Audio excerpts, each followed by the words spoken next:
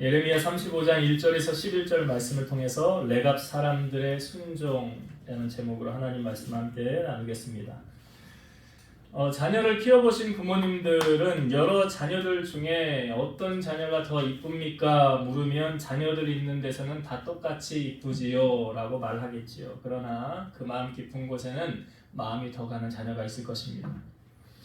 자녀의 생김새로 얘가 이쁘기 때문에 얘를 더 이뻐하고 쟤는 못생겼기 때문에 쟤는 더 마음이 안 갑니다. 그건 아니죠. 자녀가 잘생겼냐 못생겼냐는 그 자녀 책임이 아니죠. 부모로부터 물려받은 유전자이기 때문에 부모의 책임입니다. 그러니까 외모로 사랑을 덜 받고 더 많이 받고는 아닌 것 같아요. 이런 말 있잖아요. 고슴도치도 자기 새끼는 이쁘다. 외모 보고 이쁘다 그러겠습니까? 여러 자녀를 두신 부모님들은 각자의 자녀가 비교가 될 거 아닙니까? 손가락 길이가 다르듯이 더 마음이 가는 자녀가 있을 것이고 덜 마음 가는 자녀가 있을 거예요. 그러니까 더 사랑을 받는 자녀는 제가 보니까 부모가 시키는 대로 말을 잘 듣는 자녀가 높지 않을까라는 확률적인 계산. 덜 사랑을 받는 자녀는 부모가 시키는 대로 따르지 않고 반대로 하는, 말을 잘 안 듣는 자녀가 아닐까. 쉽게 풀면 말 잘 들으면 부모 사랑 많이 받을 것이고, 말 안 들으면 사고만 치고 맨날 문제만 일으키면 부모님 사랑 덜 받지 않을까. 일반적인 상식 아닙니까? 그럼 하나님의 입장에서요. 하나님의 입장에서 하나님은 우리의 아버지시고 우리는 그분의 자녀잖아요. 그럼 하나님께서 이뻐하시고 더 사랑하는 자녀는 어떤 자녀일까요? 하나님의 말씀에 순종하는 자녀겠죠. 그래서 오늘 본문이 우리에게 주는 주제의 내용이 뭐냐면 순종이에요. 우리가 저번 주에도 사르밧 과부의 기적은 무엇에서 비롯됐습니까? 엘리야가 그랬잖아요. 우리 나뭇가지 죽는 이유는 통에 가루 조금 기름 병은 조금 해가지고 떡 만들어서 우리 아들하고 나하고 먹고 죽을 거라고. 근데 엘리야가 뭐라고 그래? 그것을 먼저 만들어서 내게로 가지고 와라. 그리하면 하늘의 비가 다시 내리기 전까지 통의 가루와 병의 기름이 없어지지 아니하리라. 그 말씀을 받은 사르밧 과부가 어떻게 했어요? 저가 가서 엘리야의 말대로 하였더니. 이게 중요하다고 그랬잖아요. 하였더니. 그러니까 신앙생활은 말씀 많이 아는 것도 중요해요. 더 중요한 건 뭐예요? 말씀대로 사는 거예요. 살지 않으면 능력은 나타나지 않는 거예요. 우리의 생각을 내려놓고 말씀에 순종하여 살아가는 것이 바로 기적의 시작이라는 거죠. 우리가 똑똑하면 얼마나 똑똑할까요? 하나님보다 똑똑해요. 여러분 은하계를 알면 얼마나 많이 알아요. 땅 밑속 의학적인 용어 자세한 용어가 생각나지 않지만 이 땅으로 밑으로 쭉 내려가면 핵이 있고 연구하고 우주며 바닷속의 물고기며 아무튼 너무나 많은 신비한 것들을 인간이 얼마나 알겠어요? 알면 얼마나 알겠어요? 하나님보다 몰라요, 우리는. 그렇기 때문에 하나님이 말씀하신 대로 살면 탈이 없다는 거죠. 그분이 말씀하신 대로 살면 그분이 책임져 주신다는 거예요. 오늘 보면은 에레미야죠. 여러분 에레미야는 눈물의 선지자라고 그래요. 그가 많이 울었다는 거예요. 왜 울었습니까? 자기의 경제적인 문제를 가지고 운 거 아니에요. 자기 질병 때문에 운 거 아니에요. 가정 문제로 운 거 아니에요. 한 나라의 아픔을 품고 이 민족이 하나님 앞에 바로 세워지길 원하는 마음을 가지고 그는 눈물로 호소한 선지자가 바로 에레미야라는 거예요. 이 에레미야는 에레미야가 직접 기록은 하지 않았어요. 에레미야가 선포를 하고 그 옆에서 에레미야의 친구인 바룩이라는 사람이 대필로 성경을 기록한 거예요. BC 627년에서 586년 동안 있었던 사건을 기록한 글입니다. 그러니까 우리가 읽은 본문에 요시야 왕이 나오잖아요. 그러니까 요시야 왕 13년부터 그 이후로 여호와스, 여호야긴, 그다음에 남유다의 마지막 왕인 시드기야 왕 11년까지. 그러니까 예레미야가 활동했던 시기는 남유다의 마지막을 보았던 선지자가 바로 예레미야예요. 예레미야는 왜 눈물의 선지자라고 할까요? 유다 백성의 죄악이 극에 달해서 타락하고 부패해서 하나님께 범죄했던 백성들을 향하여 회개를 촉구하고 눈물로 호소했다는 겁니다. 그러나 유다 백성은 선지자 예레미야의 간절한 호소를 외면한 채 유다 백성은 회개를 거부하고 파멸을 선택했던 거예요. 그러니까 하나님은 언제든지 돌이키기만 하면 하나님이 용서하신다는 거, 제가 조금 이따가 또 다른 예를 드리겠지만 그 하나님의 마음이 그래요. 우리가 결코 멸망하는 것을 하나님은 원하지 않아요. 아시아의 7교회 가운데 사대교회가 있습니다. 그 사대교회를 향하여 하나님께서 하셨던 말씀이 이거예요. 내가 네 행위를 아노니 네가 살았다 하는 이름은 가졌으나 죽은 자로다. 너는 일깨어 그 남은 바 죽게 된 것을 굳건하게 하라. 내 하나님 앞에 네 행위에 온전한 것을 찾지 못하였으니 그러므로 네가 어떻게 받았으며 어떻게 들었는지 생각하고 지켜 회개하라. 만일 일깨지 아니하면 내가 도둑같이 이르리니 어느 때에 너에게 이르는지 네가 알지 못하노라. 하나님께서 지금 사대교회를 향하여 하셨던 말씀, 네가 산 것 같지만 죽은 자래요. 신앙생활도 이렇게 하는 사람이 있어요. 아주 겉보기에는 아주 믿음 좋은 것 같아요. 열심히 하는 것 같아요. 근데 실상 그 마음 안을 들여다보면 믿음이 하나도 없는 사람이 있어요. 그래서 어떻게 하래요? 너의 온전한 행위를 찾지 못하였대요. 하나님이 보시기에. 그러니까 하나님은 어떻게 알아요? 어떻게 하라고 하십니까? 기회를 주는 거예요. 네가 어떻게 들었는지 생각하고 지켜 뭐 하래요? 회개하라. 회개하라. 여러분, 사람의 마음이 강팍하면 회개가 될까요? 안 될까요? 내가 뭘 잘못한 게 있는데 왜 내 잘못이라고 그래? 나 잘못한 거 하나도 없거든? 예수님께서 비유로 우리에게 말씀해 주신 거 있죠? 두 사람이 성전에 기도하러 갔어요. 한 사람은 바리새인이고 한 사람은 세리죠. 바리새인은 이렇게 기도했어요. 따로 서서 기도하기를 하나님이여 나는 다른 사람들 곧 토색, 불의, 간음을 하는 자들과 같지 아니하고 이 세리와도 같지 아니함을 감사하나이다. 나는 일에 2번씩 금식하고 또 소득의 11조를 드리나이다. 이게 얼마나 자기의 의를 내세운 기도입니까? 그러니까 기도도요, 다른 사람 듣기 좋게 하는 기도가 있어요. 근데 하나님 앞에는 진실하지 못한 기도가 있어요. 이제 바리새인이 그랬다는 거 아니에요. 자기 모든 게 다 의롭다는 거 아니에요. 근데 세리는 이렇게 기도했어요. 멀리 서서 감히 눈을 들어 하늘을 쳐다보지도 못하고 다만 가슴을 치면서 그가 하는 말이 하나님이여 불쌍히 여기소서 나는 죄인이로소이다. 자, 예수님께서 결론을 이렇게 내리셨어요. 이에 저 바리새인이 아니고 저 사람 세리가 의롭다 하심을 받고 그의 집으로 내려갔느니라. 무릇 자기를 높이는 자는 낮아지고 자기를 낮추는 자는 높아지리라. 그러니까 하나님이 찾으시는 심령은 시편 51편에 보면 하나님이 찾으시는 심령은 상한 심령이라 말씀이잖아요. 그게 뭐예요? 낮은 심령. 주님 앞에 내세울 것 없고 자랑할 것 없고 아무것도 나는 공로가 없습니다. 나는 죄인입니다 하는 그 사람에게 하나님이 은혜를 베풀어 주신다는 거죠. 여러분, 성령 충만을 받기 위해서 우리가 가장 먼저 해야 될 것이 무엇입니까? 이거 성경에서 우리에게 알려주고 있어요. 초대교회가 시작됐죠. 베드로가 설교했더니 막 사람들이 막 3,000명씩 막 돌아오는 거예요. 그때 베드로의 설교를 들은 사람들이 그 심령의 마음에 찔려서 이렇게 말합니다. 형제들아 우리가 어찌할꼬? 우리가 어떻게 하면 좋겠느냐? 그러니까 여러분 말씀을 듣고요. 반응은 두 가지로 나타납니다. 베드로가 설교했을 때 심령에 찔려서 아이고 어떡하지? 하나님 앞에 회개하고 돌이켜야 되겠다 하는 사람이 있고요. 스데반이 설교했을 때 그때도 똑같이 마음에 심령이 찔렸어요. 근데 그때는 그 사람들 어떻게 했습니까? 스데반을 향하여 이를 갈잖아요. 그리고 죽이잖아요. 돌을 던져서. 그러니까 말씀을 들었을 때 각자의 심령에 따른 반응이 다르게 나타날 수 있는데 자, 베드로가 설교했을 때 심령이 찔려서 우리가 어찌할꼬? 라고 말할 때 베드로가 했던 말이 이거예요. 너희가 회개하여 각각 예수 그리스도 이름으로 세례를 받고 죄사함을 받으라. 그리하면 성령의 선물을 받으리라. 가장 먼저 뭐 하래요? 제가 고등학교 3학년 졸업하고 교회에서 그때 단체로 다 같이 기도원을 간 적이 있어요. 근데 기도원을 갔는데 기도원에 가면 이제 주로 뭐 합니까? 예배잖아요. 새벽 예배, 오전 예배, 점심 먹고 나서 또 오후 2시 은사 집회 예배, 조금 쉬었다가 또 저녁 먹고 또 저녁 집회 예배 기도한다면 다 이거예요. 예배. 근데 단체로 다 갔으니까 개인 행동 뭐 쉬는 시간에 잠깐 뭐 교제하고 이런 건 했지만 기도원에 간 목적이 무엇입니까? 은혜 받으러 간 거잖아요. 근데 그때 이제 방언을 못 받는 분들은 방언을 달라고 하나님 앞에 기도하라고 그랬어요.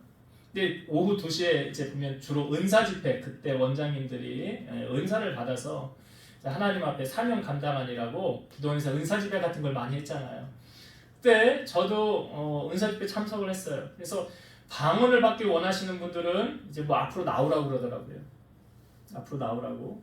제가 보니까 하나님께서 은사를 주시기 전에 가장 먼저 우리에게 요구하시는 게 뭐냐면 회개더라고요. 왜 회개를 요구하시는지 아세요? 성령님은 인격적이신 분이세요. 그 말은 다른 말로 우리의 심령이 더러우면 거기에 임하지 않아요. 우리가 왜 예배 전에 하나님 앞에 기도할 때 하나님 새 부대가 되게 해주세요 라고 기도합니까?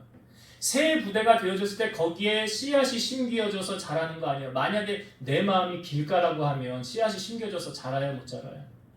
못 자라잖아요. 돌 위에도 가시덤불도. 새 부대가 되게 해달라고 기도를 하는 거예요. 그래서 하나님 앞에 그 기도원에 갔을 때 먼저 그것도 저는 은혜라고 보는데 회개의 영을 하나님 부어주세요. 회개의 영을 부어주시는데요.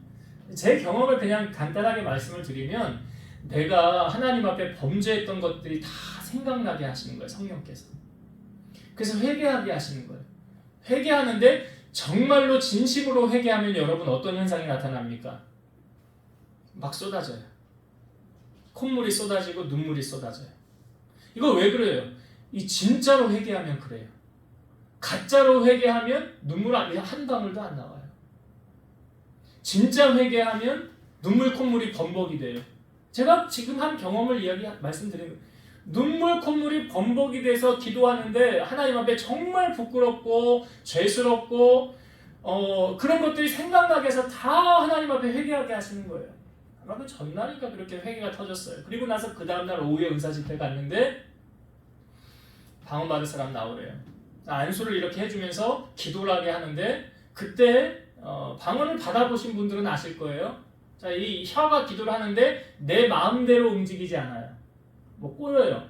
막 이렇게 말려 들어가는 느낌이에요. 그러면서 이상한 말이 나오기 시작하는 거예요. 뭐 영어도 아니에요. 중국어도 아니에요. 그게 뭐예요? 방언이에요. 그때 제가 방언을 받았어요.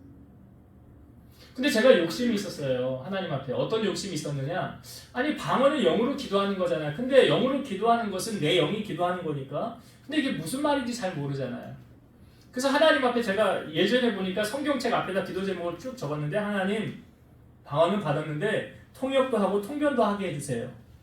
기도 제목을 적은 게 있었어요. 나중에 제가 정말 한 10년 뒤에 하나님께서 그 은사도 주셨어요. 그래 나중에 성경책을 이렇게 봤더니 제가 그걸 적어놨는데 거기 다 응답이 된 거예요. 아 하나님은. 그래서 제가 여러분들 기도 노트 적으라고 하고 기도 노트 적은 거 나중에 시간이 지나서 이렇게 보면 하나님 이거 다 들어주셨네 라는 경험을 하게 된다니까요. 그래서 적으라는 거예요. 그러니까 회개, 성령이 임하는 가장 첫 번째 루트가 뭐냐면 회개예요. 강팍한 심령에 더러운 심령에 하나님의 영이 임하지 않습니다. 회개가 가장 먼저. 그러니까 베드로가 말하잖아요. 너희가 뭐 먼저 하래요? 회개하여 그러잖아요. 지금 사대교회를 향하여 뭐라고 말씀하고 있습니까? 네가 살아있는 자 같으냐 실상은 죽은 자래요. 신앙생활하면서 이렇게 의무적으로 그러니까 형식적으로 하는 사람들 살아있는 것 같으나 주님이 죽었다고 그러면 뭐라고 그럴 거예요? 그러니까 뭐가 먼저? 회개하라. 회개하라. 지금 에레미야가 남유다 백성들을 향하여 회개를 촉구한 거예요. 당시 시대적인 배경은 북이스라엘은 이미 멸망했잖아요. 아수르에 의해서 멸망을 당했어요. 아직 남유다는 멸망하기 전이죠. 그러니까 하나님 앞에 회개를 촉구하고 다시금 돌이키라고 이렇게 호소했지만 이 사람들은 예레미야의 말을 따르지 않았어요. 여러분 강단에서 선포되는 부족한 종을 통하여 하는 말이 여러분 그냥 사람의 말로 듣지 마세요. 예레미야가 하는 말을 남유다 사람들은 사람의 말로 듣지 않았겠어요? 만약에 저 선지자가 하나님의 말씀을 하는 거라고 했다면 돌이킬 수도 있었겠죠. 사람의 말로 들으니까 은혜가 안 되는 거예요. 결국 이들 남유다의 사람들이 예레미야의 말을 듣지 않은 결과가 무엇입니까? 바벨론에 의해서 나라는 망하게 됐어요. 그리고 포로로 잡혀가서 이들이 포로 생활을 하게 되었다는 거예요. 이스라엘의 왕들 가운데 가장 악한 왕 누구라고 그럽니까? 아하방. 여러분 잘 아시죠? 아하방이요, 욕심도 많았어요. 아하방이 이 왕궁 옆에 포도원이 하나 있었는데 그거 자기가 갖고 싶었어요. 그래서 그 주인한테 찾아가가지고 이 포도원 내가 살 테니까 나에게 넘겨라. 그러니까 안 됩니다. 이건 우리 조상이 우리에게 영원히 기념하라고 해서 우리는 팔 수 없습니다. 그래서 이 아하방이 끙끙 앓고 있으니까 그 안에 이세벨이 또 악한 여자잖아요. 당신 왜 그러냐고 그랬더니 이 얘기한 거예요. 내가 이 포도원 갖고 싶었는데 안 판다고 그래요. 걱정하지 마, 내가 해결해 줄게. 그래서 어떻게 합니까? 거짓 증인 두 사람을 세워요.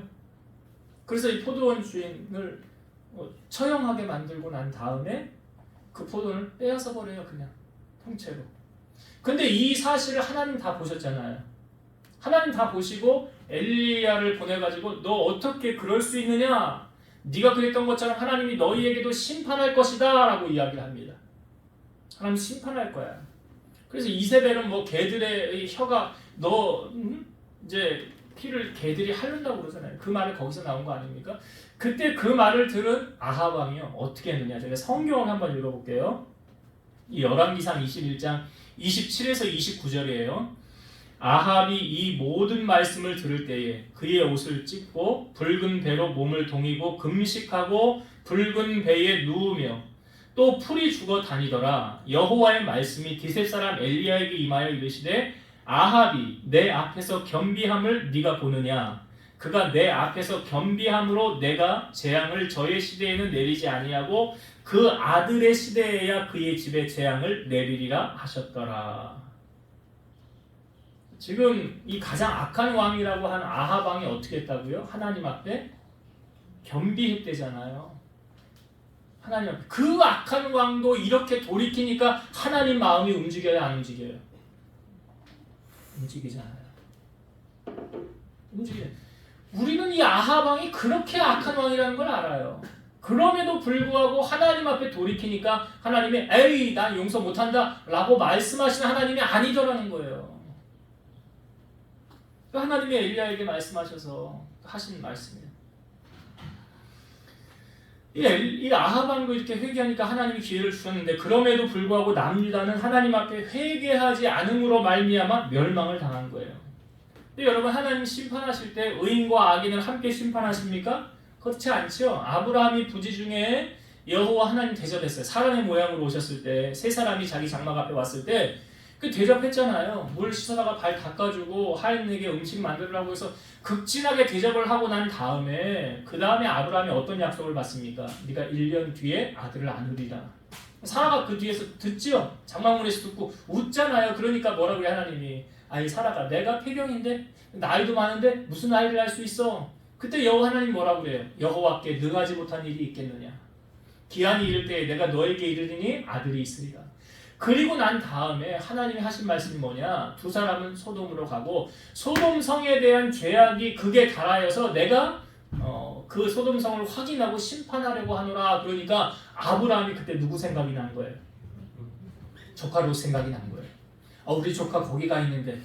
그러니까 하나님 앞에 기도하면 하나님 의인과 악인을 함께 멸망하실 겁니까? 그 땅에 의인 50명 있으면 멸망을 할 것입니까? 그랬더니 아니 멸망하지 않지.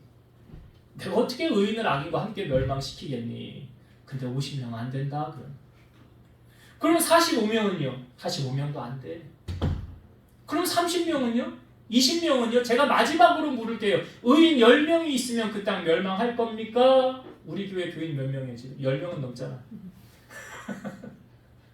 하나님이 이 땅을 심판하시려고 해도 벌써 심판하실 수 있어요. 근데 의인과 악인을 함께 멸하시지 않기 때문에 하나님 지금 기다리고 계시는 거잖아요. 그래서 주님이 언제 오신다고 했어요?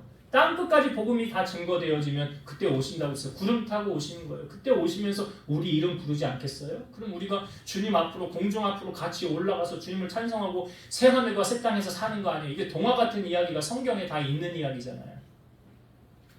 그러니까 의인과 악인을 함께 멸하시지 않잖아요. 그러니까 멸하실 수 없지 않습니까? 근데 그 땅에 의인 10명이 없어서 결국은 멸망을 한 거예요. 그런 의미에서 여러분, 오늘 우리에게 보여지는 이 레갑 사람들 있죠. 우리에게 아주 큰 도전을 보여주고 있는데, 오늘 그 레갑 사람들, 레갑 족속의 기원은 어떻게 되느냐? 이 사람들은 대체 성경에 처음 우리에게 언제 보여지고 있는 사람들이냐? 이 사람들은 원래 광야 부족인 겐 족속의 일파예요. 여러분, 모세가 미디안 광야에서 살았잖아요. 40년 동안. 그 모세의 장인이 바로 겐 사람이에요. 그러니까 출애굽한 이스라엘 백성들이 광야 생활을 할 때 거기에 합류해서 같이 살았던 민족이 바로 이 레갑 족속이에요. 이 레갑이라는 사람, 여기 레갑 족속이라고 하는데, 레갑이라는 사람의 아들이 이 요나답이라는 사람인데, 오늘 우리가 읽은 본문에도 요나답의 이름이 몇 번 등장을 하죠. 즉 요나답이 어떤 일을 했느냐?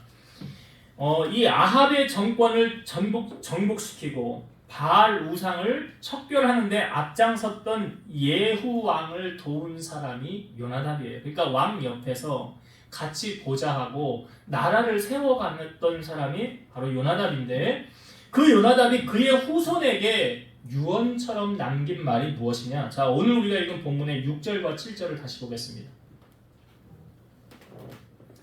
그들이 이르되 우리는 포도주를 마시지 아니하겠노라. 레갑의 아들 우리 선조 요나답이 우리에게 명령하여 이르기를, 이제 요나답이 한 말이에요. 이게 유언처럼 그 후손에게 한 말이에요. 너희와 너희 자손은 영원히 포도주를 마시지 말며 너희가 집도 짓지 말며 파종도 하지 말며 포도원을 소유하지도 말고 너희는 평생 동안 장막에 살아라. 그리하면 너희가 머물러 사는 땅에서 너희 생명이 길리라 하였으므로. 자, 어떤 유언을 남겼습니까? 너희는 포도주를 마시지 말고 집도 짓지 말고 파종도 농사도 짓지 말고 포도원도 소유하지 말고 평생 동안 장막에서 살아라. 요나답은 왜 그의 후손들에게 이런 유언을 남겼을까요? 정착 생활을 할 때 가져다 주는 안일함과 우상 숭배의 위협을 물리치고 광야 생활을 통해서 항상 하나님과 끊임없이 교제함으로 말미암아 신앙의 긴장을 늦추지 않기 위함이에요. 우리 이런 말 하지요. 등 따시고 배부르면 교회 나갈까? 나 이제 죽을 때까지 먹을 거 다 해놨어. 내 자식 잘 돼. 아무 사고 문제 없어. 그럼 그래도 교회 나와서 예배 드릴까요? 실제로 오늘 본문은 이스라엘 백성들은 우상에 빠졌던 반면에 레갑 족속은 포도주를 금하고 경건과 절제에 긴장된 삶을 함으로 이 백성들의 귀감이 되었고 더불어 하나님께도 인정받았다는 것을 오늘 본문은 우리에게 알려주고 있어요. 여러분, 하나님께서 우리에게 복을 주시기 전에 하는 게 있는데 그건 뭐라고 그랬죠, 제가? 예? 예, 테스트하죠. 레갑 족속들은 테스트를 했을까요, 안 했을까요? 했잖아요. 오늘 본문을 다시 한번 볼까요? 여러분, 자 1절과 2절을 한번 다시 보겠습니다. 유다의 요시야 왕의 아들 여호야김 때에 여호와께로부터 말씀이 에레미야에게 임하여 이르시되, 하나님이 에레미야에게 말씀하시는 거예요. 너는 레갑 사람들의 집에 가서 그들에게 말하고 그들을 여호와의 집 한 방으로 데려다가 포도주를 마시게 하라 하시니라. 한 방에, 그러니까 여기 이제 그 구체적인 내용이 그 뒤에 나오는데, 그러니까 레갑 사람들 다 데려다 놓고 방에 넣어 놓고 포도주 다 차려 놓고 마셔라라고 하는다는 거예요. 5절을 한번 봅시다. 5절. 내가 레갑 사람들의 후손들 앞에 포도주가 가득한 종지와 술잔을 놓고 마시라 권하매. 레갑 사람들 다 불러왔어요. 방 안에 넣었어요. 여기 어느 방이라고 뭐 구체적으로 나오는데 고관들의 방 곁이라고 그러죠. 뭐 아무튼 거기다 다 넣고요. 그 다음에 거기에 쫙 진열을 해놨어요. 포도주를. 그리고 그거 마시라, 마셔라 라고 말하는 거예요. 여러분, 하나님은 그 사람이 하나님의 복을 받을 자격이 되는지 안 되는지 테스트한다고 그랬죠. 그걸 흔들어 보신다고 그래요. 예레미야 17장 9절과 10절. 만물보다 거짓되고 심히 부패한 것은 마음이라. 누가 능히 이를 알리오마는 나 여호와는 심장을 살피며 폐부를 시험하고 각각 그의 행위와 행실대로 보응하나니. 하나님이 지금 떠보시는 거에 너 마음 중심이 어떠하냐 한번 보자. 여러분 이게요 지금 레갑 사람들에게 있어서 자, 사람이요 죄를 지을 환경을 만들어 놓고 죄 짓는 건 너무 쉬운 일이에요. 딱 환경이 만들어졌어요. 딱 가면 죄 짓게 돼 있어. 지금 그런 환경이잖아요. 너 조상들 우리 조상들이 막지 말라고 하는데 지금 앞에 다 차려져 있어요. 그러니까 그것은 그냥 쉽게 넘어갈 수 있는 거예요. 그래서 성경은 복 있는 사람은 이렇게 하면서 우리에게 알려주는 거예요. 악인들의 꾀를 따르지 않고 죄인들의 길에 서지 않고 오만한 자들의 자리에 앉지 않는 것. 그러니까 거길 떠나는 게 죄 짓지 않는 거예요. 선악과도 안 먹으려면 어떻게 하면 안 먹는지 아시잖아요. 그 나무 앞에 안 가면 되는 거죠. 창세기 39장에 보면 요셉이라는 사람이 애굽으로 팔려갔는데 요셉의 그 외모가 아주 꽃미남이었다고 그럽니다. 제가 얼굴은 직접 못 봤어요. 근데 아주 미모가 훌륭했다고 그래요. 그런데 그 보디발의 아내가 계속 요셉을 유혹하잖아요. 나하고 동침하자고. 근데 그 요셉이 뭐라고 그럽니까? 피한 말. 내가 어떻게 하나님 앞에 범죄할 수 있냐고 그러잖아요. 하나님 앞에 범죄할 수 없다 하면서 요셉이 취한 행동이 뭐예요? 같이 있지 않는 거죠. 그 자리를 벗어나는 거죠. 지금 레갑 사람들은 코너에 몰린 거 아닙니까? 그 다 환경을 만들어 놨잖아요. 죄 지을 환경. 하나님 말씀을 어기는 환경. 딱 만들어 놓고 너 어떻게 하나 보자. 그러니까 뭐냐면 이게 진짜 믿음인지 가짜 믿음은 언제 판가름이 납니까? 그 사람이 위기의 순간에 테스트를 당하면 알아요. 이 사람 진짜였네, 가짜였네. 그러니까 하나님이 이걸 다 보고 판단하고 계신다는 거죠. 지금 레갑 족속들 너희들 정말로 그렇게 사는지 안 사는지 어디 한번 보자. 이걸 왜 테스트한다고요, 하나님이? 하는 목적이 뭐라고요? 그러니까 아브라함을 하나님이 왜 테스트했다고요? 정말 나를 사랑하는지 이삭보다 그 무엇보다 하나님 그거 보고 싶으셨다는 거잖아요. 알고 싶으셨다는 거잖아요. 지금 레갑 족속도 그런 거예요. 너희들 정말 말씀대로 그렇게 사는가 안 사는가 한번 보자. 한번 보자. 자, 그런데 이 사람들은 어떻게 했습니까? 그 앞에 차려놓은 포도주를 우리가 아까 읽었죠? 우리 후손이 먹지 말라고 했잖아요. 우리 선조가 요나답이 우리는 포도주도 먹지 말고 장막도 지으면서 살지 말라고 했습니다. 그래서 어떻게 했어요? 이들이 먹었습니까? 안 먹었습니까? 먹지 않았어요. 먹지 않았어요. 자, 근데 여러분 하나님께서 왜 이 시점에 레갑 사람들을 지금 예레미야는 사실은 이 내용을 보면 35장은 조금은 좀 앞뒤가 맥락이 맞지 않는 뜬금없는 이야기를 하나님 여기다 갖다 놓으신 거예요. 레갑 사람들은 왜 이 시점에 하나님은 레갑 사람들을 여기다가 들춰내신 것이냐? 자, 하나님 목적이 있어요. 14절부터 봅시다. 14절부터 16절까지 읽어볼게요. 레갑의 아들 요나답이 그의 자손에게 포도주를 마시지 말라 한 명령은 실행되도다.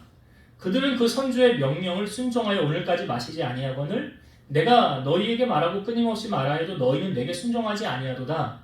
내가 내 종 모든 선지자를 너희에게 보내고 끊임없이 보내며 이르기를 너희는 이제 각기 악한 길에서 돌이켜 행위를 고치고 다른 신을 따라 그를 섬기지 말라. 그리하면 너희는 내가 너희와 너희 선조에게 준 이 땅에 살리라 하여도 너희가 귀를 기울이지 아니하며 내게 순종하지 아니하였도다. 레갑의 아들 요나답의 자손은 그의 선조가 그들에게 명령한 그 명령을 주께 행하나 이 백성은 내게 순종하지 아니하도다. 자, 여러분 하나님이 왜 레갑 족속들을 여기에 들쳐 놓으셨는지, 왜 여기다 끼워 놓으셨는지 아시겠어요? 야, 레갑 족속들 봐라. 그 요나답이 그 선조가 한 말을 얼마나 잘 듣냐.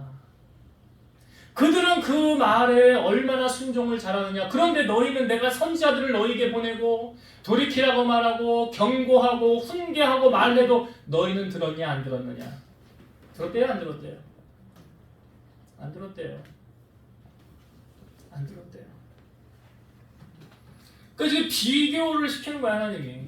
야, 너희들 좀 레갑 족속들처럼 좀 이렇게 하면 안 되겠냐 이 말이죠. 얘네들처럼 이렇게 좀 그렇게 살면 안 되겠냐. 여러분 말씀에 순종하고 불순종하는 그 차이는 엄청난 결과를 가져옵니다. 다른 결과를 가져오지요. 이사야 26장 3절과 4절 보면 주께서 심지가 견고한 자를 평강하고 평강하도록 지키시리니 이는 그가 주를 신뢰함이니이다. 너희는 여호와를 영원히 신뢰하라. 주 여호와는 영원한 반석이심이로다. 여기 반석이라는 말이 있고요. 심지가 견고한 자라는 말이 있죠. 그걸 뭘 우리에게 주고 있습니까? 그러니까 하나님의 말씀을 신뢰한다는 것은 그 말씀을 믿고 따른다는 거잖아요. 자, 예수님께서 마태복음 7장에 보면 나의 이 말을 듣고 행하는 자는 집을 어디 지은 거래요? 반석 위에. 여기 이사야 26장 4절 주 여호와는 영원한 반석이십니다. 말씀은 곧 뭐라고 그랬어요? 하나님. 그러니까 말씀에 순종하는 사람은 집을 반석 위에 지은 사람이에요. 그 반석 위에 집을 지은 사람은 풍랑이 오고 환란이 올 때 넘어져요? 안 넘어져요? 안 넘어져요. 왜? 반석 위에 집을 지었기 때문에. 주 여호와는 나의 반석이십니다. 하나님을 의지하는 거예요. 말씀을 순종한다는 것은. 근데 말씀에 불순종하는 사람은 집을 어디 지은 거래요? 모래 위에. 모래 위에 집을 지었기 때문에 풍랑이 오고 환란이 오면 모래가 무너지듯이 집이 와르르 무너져요. 이 집이 무너지는 사람을 어떤 사람이래요? 말씀에 순종하지 않는 사람. 그러니까 참 믿음인지 거짓 믿음인지는 뭘로 보면 알아요? 말씀대로 사느냐 살지 않느냐. 그거에 따라서 이 사람은 반석 위에 집을 졌네. 어떠한 시험이 오고 유혹이 와도 넘어지지 않아요. 근데 모래 위에 집을 지은 사람은 툭 넘어져요. 그냥 넘어져요. 여러분, 순종을 하나님을 기쁘시게 해드리는 것 같지만 실상은 이게 누구에게 유익이냐? 나에게 유익이에요. 이사야 1장 19, 20절 너희가 즐겨 순종하면 땅의 아름다운 소산을 먹을 것이요 너희가 거절하여 배반하면 칼에 삼켜지리라. 지금 여기 예레미야를 통하여 이스라엘 백성들에게 계속 하나님 말씀 전하잖아요. 근데 거절했잖아요. 어떻게 됐어요? 칼에 삼켜지잖아요. 바벨론에 의해서 나라 멸망당했잖아요. 하나님 말씀하신 대로예요.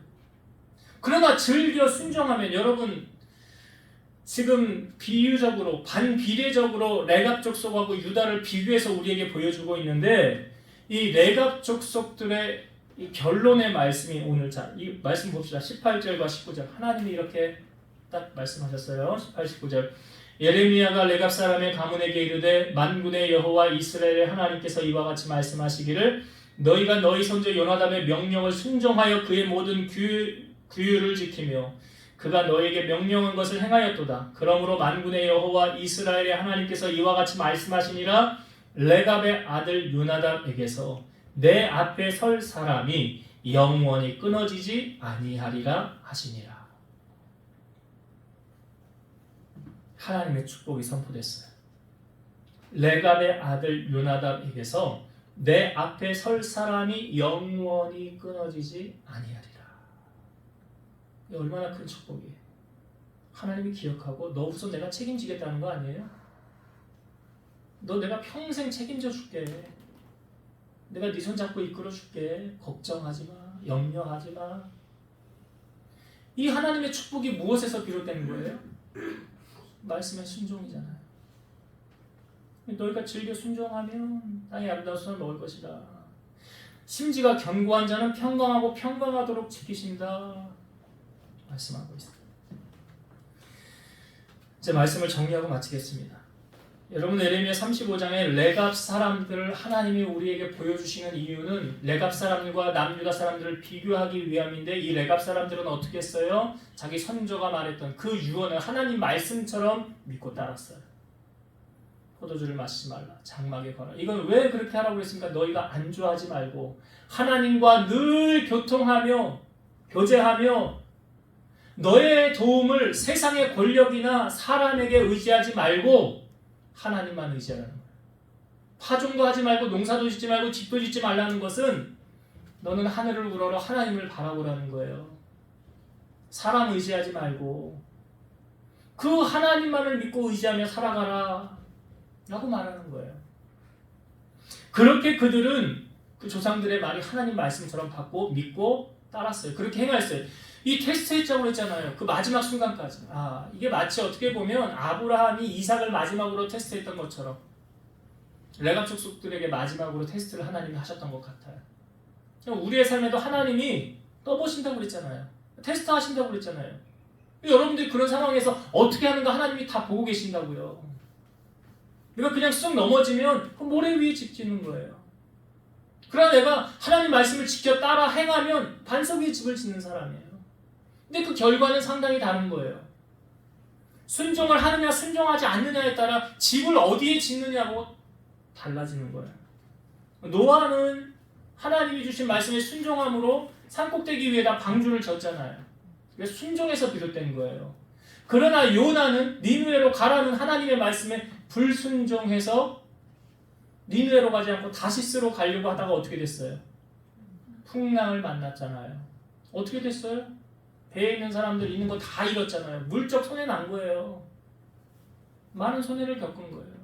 근데 결국은 하나님 목적대로 이루어 가시잖아요. 그러니까 우리의 삶에 하나님이 언제까지 우리에게 기회를 주실지 참을지 몰라요. 이 남유다를 향하여도 하나님이 기한이 있잖아요. 그 기한 안에 돌아왔으면 아까 아합이 회개하고 겸비했던 것처럼 돌아왔으면 하나님 용서해 주시고 우리 하나님은 속 좁으신 분이 아니라니까요. 그렇기 때문에 항상 우리 하나님 말씀대로 순종하며 살아가는 레갑 족속들, 이 모습을 오늘 하나님이 우리에게 요구하시는 모습이다. 이들이 하나님 앞에서 영원히 축복을 받고 끊어지지 않는다는 약속을 받았던 것처럼 오늘 사랑하는 성도 여러분, 한 사람 한 사람 레갑 족속처럼 하나님의 말씀 붙잡고 순종하여 이런 하나님의 은혜를 누리는 여러분 되시기를 주의 이름으로 축원드립니다. 기도하시겠습니다. 오늘도 살아서 역사하신 하나님 감사합니다. 남유다가 부패와 패망으로 나아갈 때 그들을 따르지 않고 하나님 말씀의 편에 서서 말씀 붙잡고 살아간 레갑 족속들은 하나님 보여주시면서 너희들도 이렇게 하라고 말씀하셨습니다. 오늘 우리 사랑하는 성도들이 시련과 혼란 속에서 하나님이 우리를 또한 테스트해 보실 때 복 있는 사람의 자리에 앉게 하시고 또 어떤 상황 속에서든지 하나님을 저버리지 않고 말씀을 붙잡고 심지가 견고하여 평강의 평강을 누리고 살아가는 우리 성도들이 되게 하여 주옵소서. 예수님 이름으로 기도드리옵나이다. 아멘.